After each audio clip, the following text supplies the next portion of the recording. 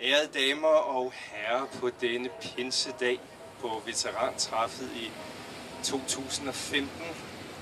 Vi holder en kort pinsedags gudstjeneste for dem, der har lyst til at være med. Store Gud, når jeg dit værk beskuer, naturens rigdom, herlighed og pragt, og stjerners tal på himmelvælvets buer, og alle ting din stærke hånd har sagt. Der bryder lovsang fra mit hjerte ud.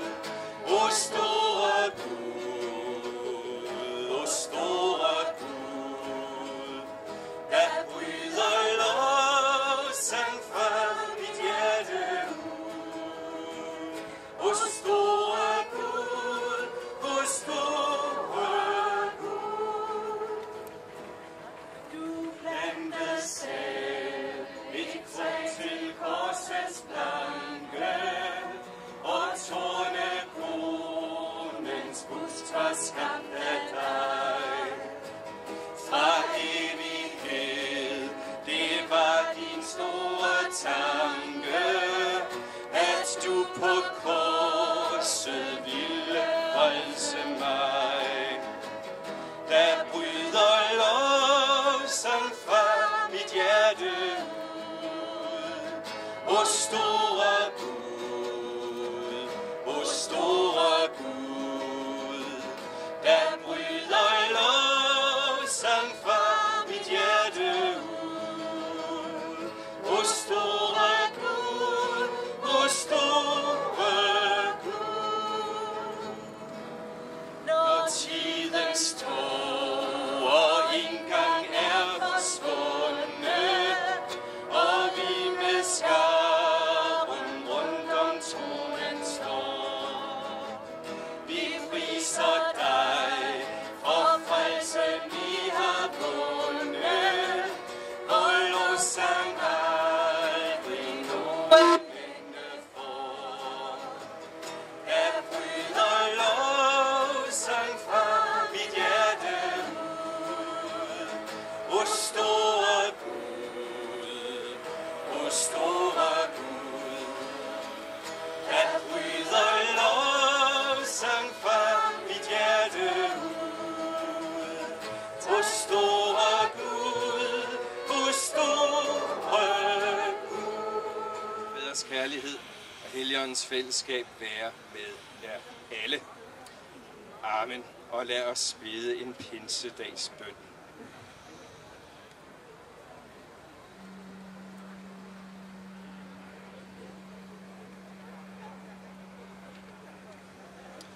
Gud, du som et vindpust gennem skoven bevæger hvert eneste blad, og som en brise rammer havet og får bølgerne til at rejse sig og rulle mod stranden. Sådan er det, når du sender din hellige ånd over os. Så bevæges vi, og livet strømmer igennem os. Vi beder dig, send din ånd over os. Talsmand, der kan ånde liv i os. Blæse støvet af de gamle ord, så de taler til os, som var de sagt første gang i dag. For vi længes efter det liv, du giver. Vi længes efter at fornemme din trøst og styrke, og at vide, at du er den dybe sammenhæng i alt. Den, fra hvem alt liv og forandring udgår, fra evighed til evighed. Amen.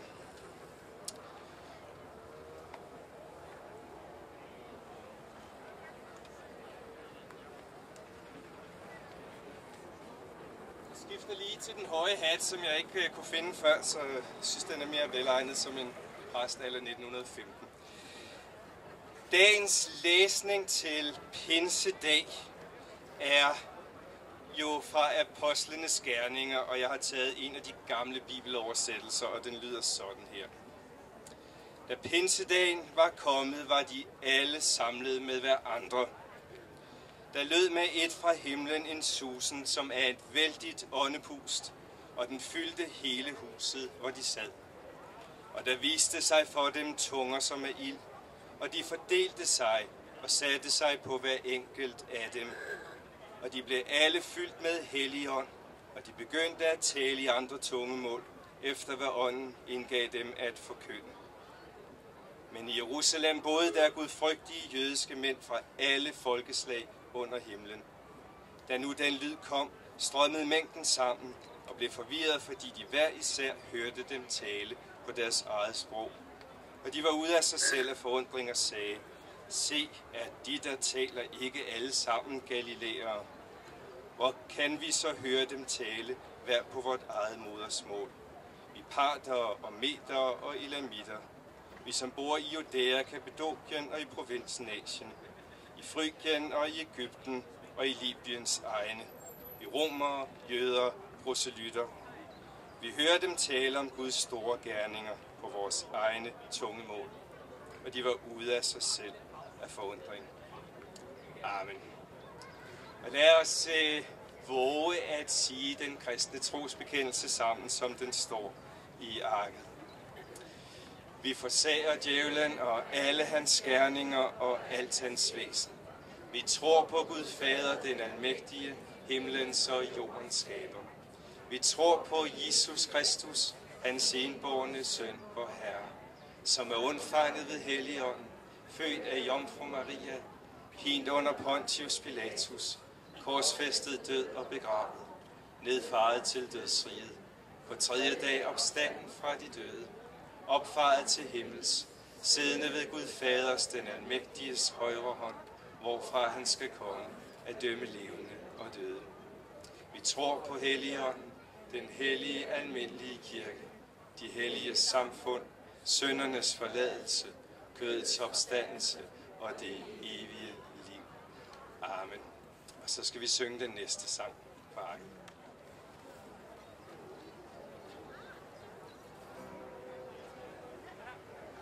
Salige vished, Jesus er min. Han er min hyrde, kalder mig sin. Salige vished, alting er vel. Jesus har købt mig, legem og sjæl. Han er min glæde, han er min sang. Ham vil jeg prise livsdagen lang. Ham skal jeg evigt love hos Gud. Han er min brudgom, jeg er hans brud. Alting jeg gav ham, alting jeg vandt, evighedsdagen herlig og varmt. Himlen er åben, engler fra Gud bringer til jorden kærlighedsbud. Han er min glæde, han er min sang. Ham vil jeg prise livsdagen lang. Ham skal jeg evigt love hos Gud. Han er min brudgom, jeg er hans brud. Nu kan jeg hvile fuldkommen glad. Sjælen kan nyde himmelens mad. Hjertet er renset, skylden betalt. Selv er jeg intet, Jesus mit alt. Han er min glæde, han er min sang. Ham vil jeg prise livsdagen lang. Ham skal jeg evigt love hos Gud. Han er min brudgom, jeg er hans brud. Døbt med Guds ånd alt efter hans ord. Salig giver vished, himmel på jord. Ild på min tunge, ild i min barm. Han har mig fyldt med kærlighed varm. Han er min glæde, han er min sang. Ham vil jeg prise, livsdagen lang. Ham skal jeg evigt love hos Gud. Han er min brudgom, jeg er hans brud. Han er min glæde, han er min sang. Ham vil jeg prise, livsdagen lang. Ham skal jeg evigt love hos Gud. Han er min brudgom, jeg er hans brud.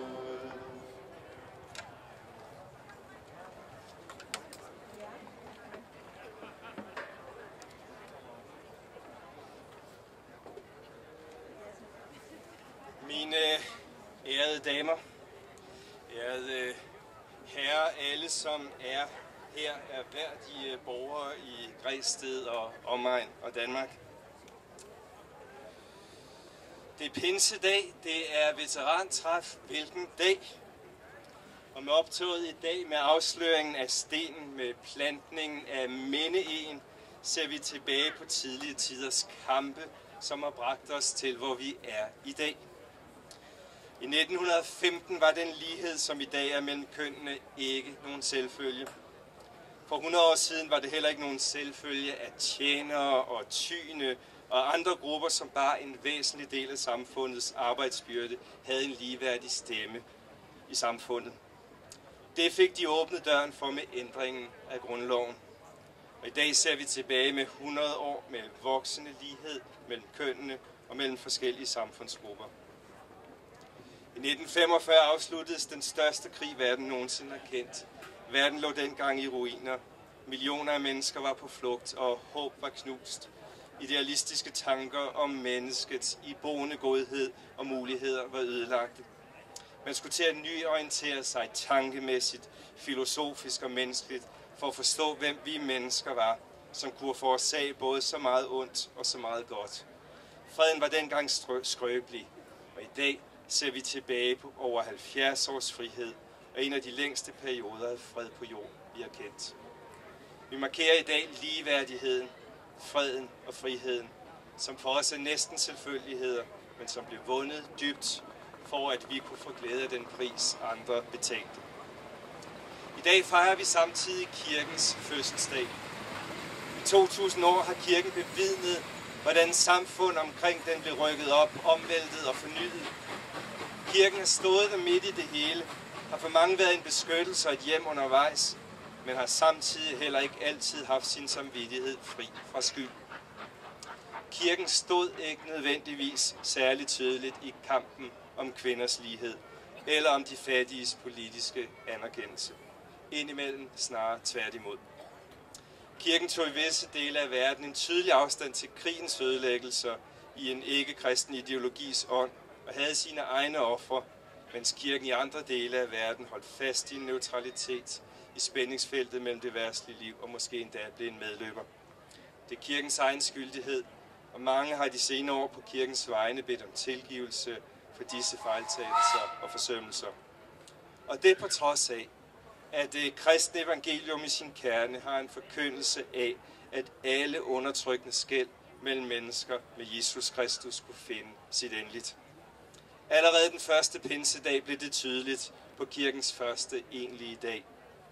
Der var omkring 120 af Jesu nærmeste disciple samlede. De ventede på hans komme til dem, for det havde han lovet dem. De vidste, at han var faret til himmels og var vendt tilbage til faderen. Men han havde lovet at beånde dem, give sin ånd til dem, fylde dem. Og der er intet, som tyder på, at det kun var mænd eller kvinder, som der var samlet. Der er intet, som tyder på, at følget omkring Jesus kun rummede en bestemt samfundsgruppe, for vi hører om både de laveste og de højeste, at de fulgte ham. Allerede han lavede ingen skel mellem folkegrupper, mellem kønnene eller mellem den sociale historie og status. Så en blandet gruppe var samlet, da Guds ånd ånder på det med et vindpust så stærkt og koncentreret, at det får mange i byen til at stemle sammen for at se, hvad der sker. Og de oplever, at tunger og ild sætter sig på dem, og de fyldes hver for sig med ånden. Ingen får mere end andre. De får alle del i samme nærvær for Gud. Og så sker et forunderligt under. De begynder at tale på alle slags sprog, så alle sproggrupper i byen hører sig tiltalt og mødt af Gud. Det er en stor markering af, at mure mellem grupperne rives ned, fortsætter. Skellet mellem jøder og ikke-jøder brydes ned. Kvinder tages med ind i den første kirke. En af dem hører vi endda bliver startet af en kvinde. Slaverne bliver taget med. Det får Paulus til at skrive det her i et brev. Gennem jeres tro på Jesus er I alle blevet Guds børn. Alle I, som blev døbt til at tilhøre Kristus, har iklædt jer Kristus. Der er opstået en ny enhed mellem jøder og grækere, slaver og frie folk, mænd og kvinder. Vi er alle blevet et på grund af vores fælles tro på Kristus. Og i flere breve i Bibelen tales der ord specielt til slaver, ord som giver dem ligeværdighed. Ikke sådan, at de skulle gøre oprør, for kristentroen er ikke voldens religion, men kærlighedens.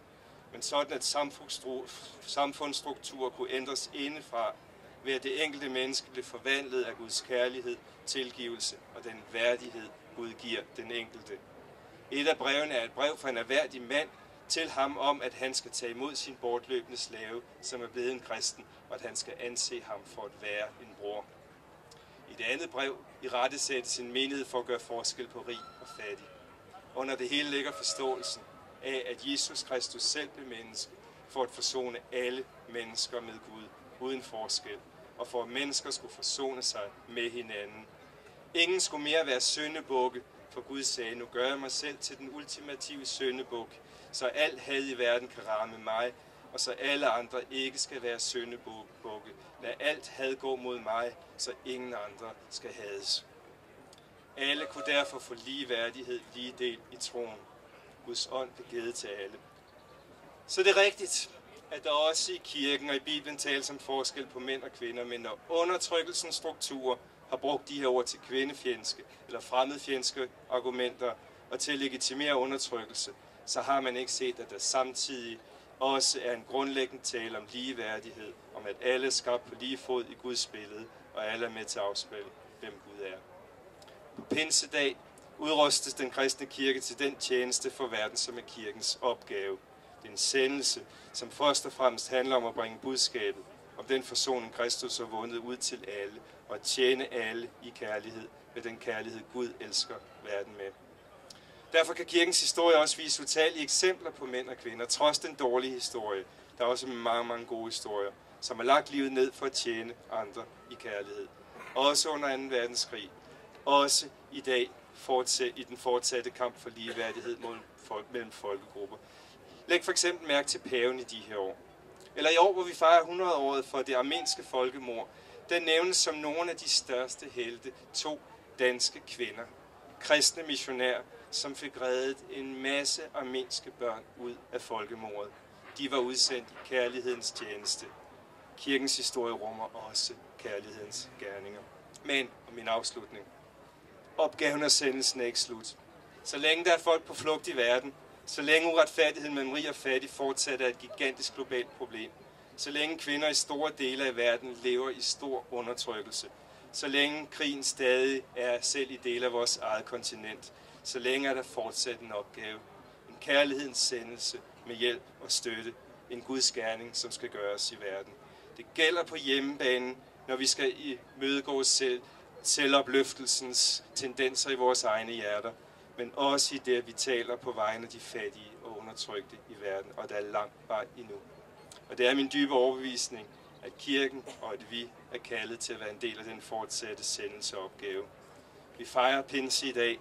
Vi glæder os over Græsted, veterantræf, over frihed, over ligeværdighed. Tak fordi, at I også vil give mig friheden til at bruge et øjeblik, hvor I kunne stå og lytte til en forkølet markedsprædikant. Guds fred og god pinse til alle. Amen. Og da det er i kirkens tradition ved enhver gudstjeneste altid at bede for verdens lidelse og fattigdom, vil jeg gøre det nu. Gud, vi beder om fortsat ligeværdighed i verden, og vi beder om fred. Vi beder om, at du, Herre, vil være med de steder på jord, hvor mennesker lider under sult, under forfølgelser, hvor der er flygtningestrømme, for de børn i verden, der lider, der hvor der er naturkatastrofer. Og vi beder om, at vi i en global verden må formå at stå side om side i at varetage hinandens vel, og i også at beskytte den jord, vi alle er sat til at leve på og er afhængige af. Vi betror os i din hånd nu. Amen. Så skal vi synge en pinsesalme, for det skal der med til en pinsegudstjeneste. I al sin glans nu stråler solen. Vi har kun taget 3 vers med, så lad os synge den sammen.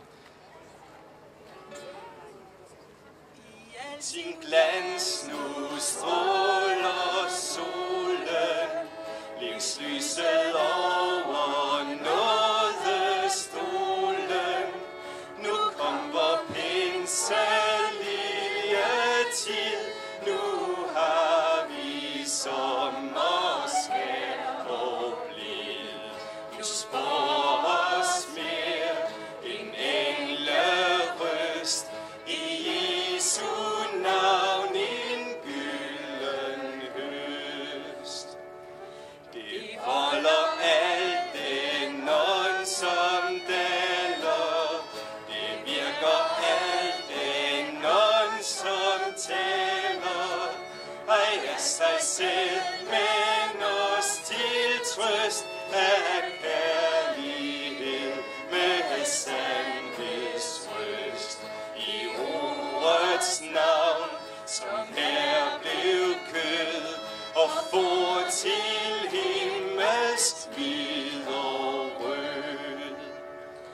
I Jesu navn, da tungen bløder, hos hedninger såvel som jøder. I Jesus navnet så forskål, den smelter alle moders mål. I Jesu navn udbryder da det evige halleluja.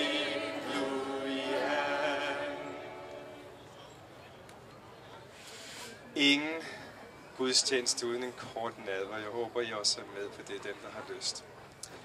Jeg vil indvie nadverelementerne her, og så mens vi står her i al røgen og dampen, så kan man komme frem her og modtage brød og vin.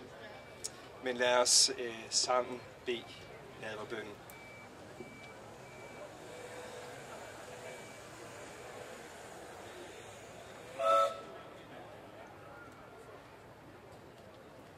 Gud, vi løfter vores hjerter mod dig. Du opstandne Herre frelser, du som selv er til stede iblandt os med al din kærlighedsrigdom. Vi takker dig for, at du blev menneske som os, lod dig såre for at hele os og gik i døden for at give os livet. Giv os, som kommer til dit bord, at fordele den velsignelse, du har bragt, så vi bliver et i dig, som du er et med faderen. Sæt os fri til at elske hinanden, som du har elsket os. Og hjælp os til at leve med håb og glæde, indtil vi skal se sårene lægt, gåderne forklaret og drikke den nye vin hos dig i din fars rige. Amen. Lad os bede fadervor. Vor far, du som er i himlen, helliget blive dit navn og komme dit rige. Ske din vilje som i himlen, således også på jorden. Giv os i dag vor daglige brød, og forlad os vores skyld, som også vi forlader vores skyldnere. Og led os ikke ind i fristelse, men fri os fra det onde. For dit er riget, magten og æren i evighed. Amen. Og Herre Jesus Kristus tog i den nat, da han blev forrådt et brød. Takkede og brød det, gav sine disciple det og sagde: Tag dette og spis det, det er mit legeme, som gives for jer. Gør dette til min ihukommelse.